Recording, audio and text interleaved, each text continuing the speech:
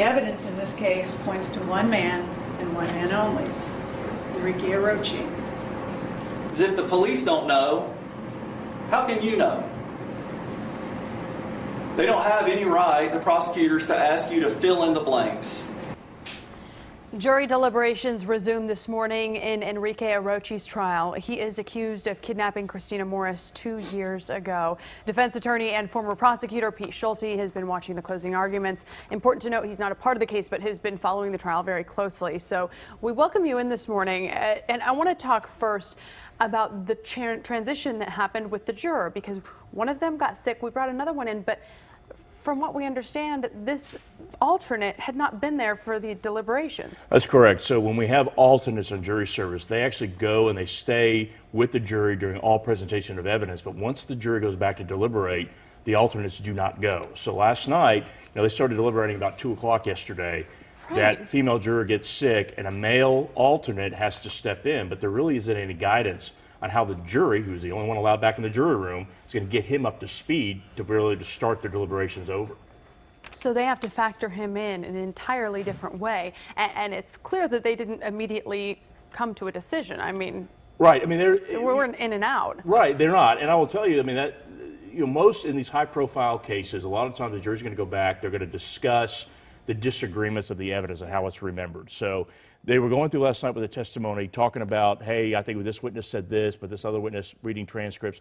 I think once they get the new juror up to speed during deliberations today, I think we'll have a verdict by midday. I thought it may have been sooner if the 12 jurors who started yesterday had actually finished. Sure. Now the prosecution presented several different theories here. Do you think that's going to be a problem for these jurors as they try to come to a conclusion? Absolutely. The prosecution called a lot of police detectives that said, I believe that this happened. I believe strongly that this is how this crime went down, but where's the proof? And in our justice system, it doesn't take much to charge somebody, but to convict somebody, it's got to be greater than clear and convincing evidence, which means even if the jury's clearly convinced and no more, it's a not guilty. They have to be beyond that. Right. Prosecutors told the jury to reach a guilty verdict, they have to agree that Enrique Orochi intended to hurt Christina Morris, sexually abuse her, or terrorize her.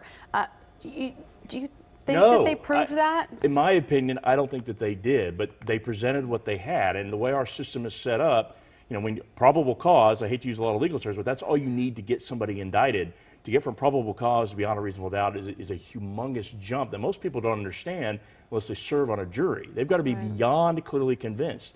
And I don't think they made it. Well, and I think a lot of our viewers that have been following this case will see, the surveillance video and they'll know about, the DNA and perhaps the car and think, surely that's enough. But well, let's talk about that. So let's look at the DNA real quick, Jenny. So what happens if she was sick from drinking that night? He opened up the trunk, she vomited in the trunk. I mean, there's too many reasonable doubts out there that the prosecution couldn't tell this jury this is exactly what happened, and that's the issue with these type of cases. If he is found not guilty, what happens next in the investigation? Long time, there are significant consequences to that, because let's say that Christina Morris's body is found, and they want to try to charge Mr. Orochi with murder.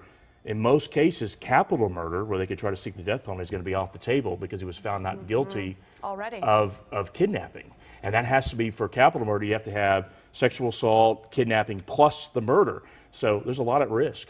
Okay, you think it could wrap up today, though? I think it will. I think we're going to have a verdict at some point today. Like I said, it just depends on, this jury is going to be back in the jury room trying to figure out how to get this other juror up to speed, and it changed the dynamic. We now have a 6-6 jury, 6 women, 6 men, where we're 7 women and 5 men before. So we'll see what happens. Attorney Pete Schulte, thank you so much for weighing in and giving us, the perspective that you have. Thanks for having me.